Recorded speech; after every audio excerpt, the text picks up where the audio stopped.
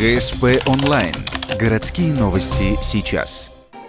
Понедельник, 11:30. Городской дворец культуры. Концерт, посвященный Международному дню защиты детей. Мероприятие ежегодное. Сегодня в Большом зале все места заняты школьниками и их учителями. Всего в программе 16 выступлений. Праздничную программу открывает творческий коллектив «Фасольки» с песней «Компания».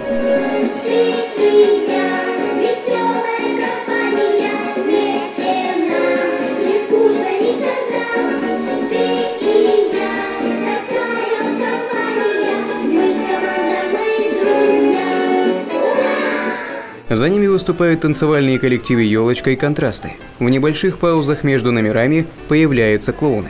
Помимо песен и плясок, для детей проводится небольшая разминка. Вместе с ведущими ребята занимаются гимнастикой. Всего же концертная программа продлится 2,5 часа.